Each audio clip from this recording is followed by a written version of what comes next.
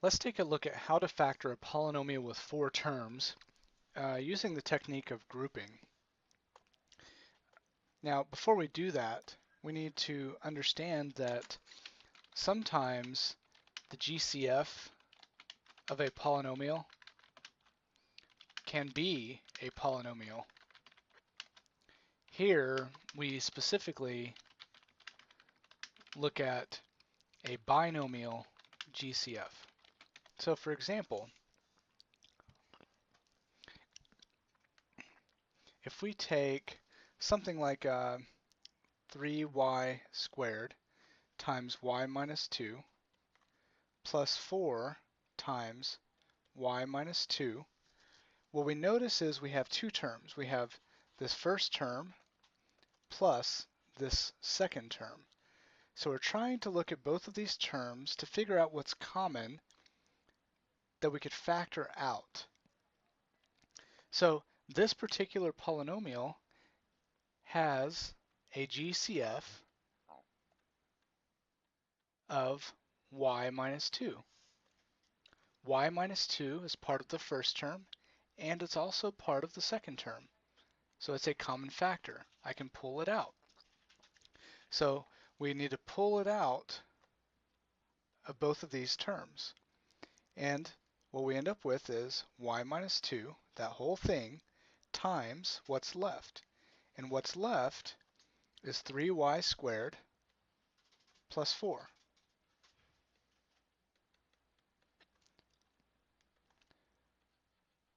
So we've got 3y squared plus 4, and we've got our common factor of y minus 2 here that we pulled out to the front. So sometimes the GCF can be a polynomial, or specifically in this case a binomial. So that's useful to see. Now that we understand that a GCF can be a binomial, let's see how to use that to our advantage to factor a polynomial with four terms. Let's say we have 7w squared plus 3w plus 21 plus w cubed, and we're told to factor. Well, the first thing we notice is we need descending order. So I take this and I rearrange my terms and put my w cubed term first, then I put my w squared term second, my w term third, and my constant term last. And now it's in descending order. And what we have is four terms. When you see four terms, you should think grouping. And what I mean by grouping is you group the first two terms and you group the last two terms. And out of the first two terms, you look at what they have in common. So the first two terms here, let's use a highlighter to group the terms. The first two terms, what do they have in common? Well, they have w squared in common. So I factor that out just of those two terms, leaving behind w plus 7. So this still equals what I had up here in yellow. Then I carry down my plus, the thing that separates my two groups of terms. And I look at what the last two terms, positive 3w and 21, have in common, and I know that 3 goes into both of those. So I factor a 3 out, leaving behind w plus 7. So 3w plus 21 is the same thing as 3 times the quantity, w plus 7. And so now what we have is this term, the yellow term, plus the blue term, and I look at those two things separately, and what do they have? Well, they have w plus 7 in common. So now I take my GCF, w plus 7, and I factor it out of each. So I pull it to the front, and that leaves me behind w squared plus 3. And finally, I have a factored polynomial. It's two things multiplied. It's a product, so it's factored. Now, what was the key to this working? The key was that the w plus 7 was common. If it wasn't, we couldn't factor it out to finish the problem.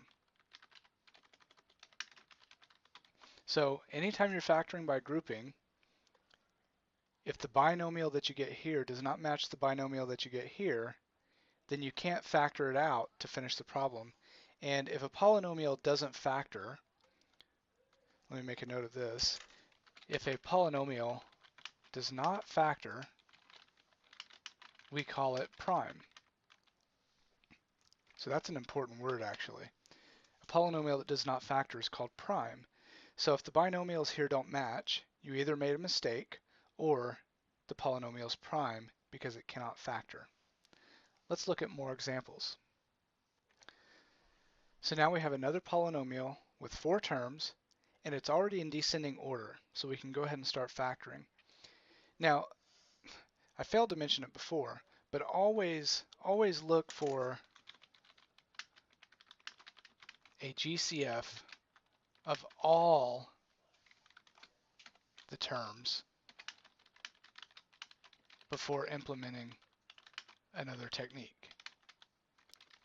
You always want your polynomial in descending order first, and then you look for a GCF for everything. And if there's not, then look for another technique. And since this polynomial has 4 terms, and there is no GCF for y to the 6th, negative 2y to the 5th, negative 3y, and positive 6, we use grouping. So what do? We take our first 2 terms and group those together and look at what they have in common. And I notice that y to the 5th goes into both evenly. So I factor it out, leaving y to the 5th times y minus 2.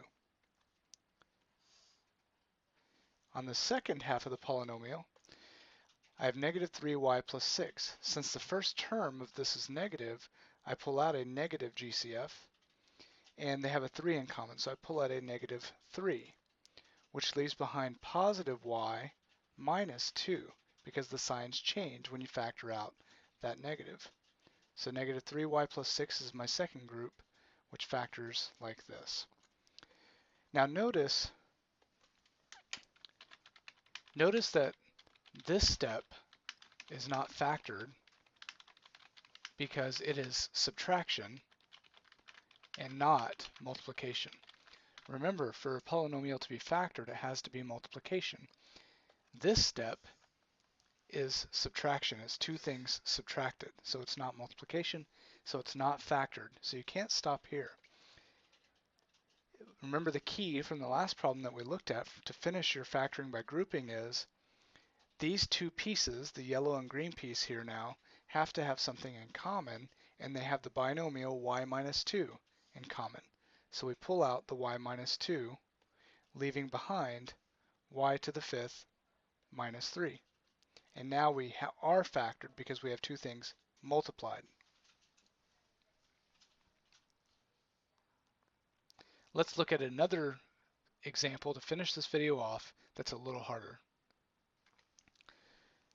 Okay, so here we have 4 terms, and the first thing we do is descending order.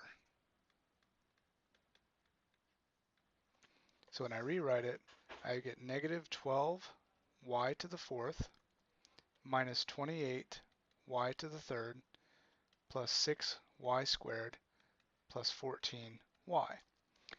And then I look at all 4 terms to see if they all have something in common before I try grouping. And I notice, hey, there's a 2 that goes into all 4 for sure. And I also see that y goes into all 4. So we have a GCF of 2y. So we're going to factor that out. But my first term here is negative. So instead of factoring out just 2y, I factor out negative 2y from all the terms. Let me write that in blue. And we already know that all the signs are going to change now. So instead of negative, negative, positive, positive, in the parentheses I'll have positive, positive, negative, negative. So when I factor out negative 2y from negative 12y to the 4th, I get positive 6y to the 3rd. Negative 2y factored out from negative 28y cubed leaves positive 14y squared. Negative 2y factored out from 6y squared leaves negative 3y, and negative 2y factored out of positive 14y leaves negative 7. Now, this is factored. So this step is factored, but we always try to factor completely. And what we notice is that since in the parentheses we have 4 terms, let's try grouping.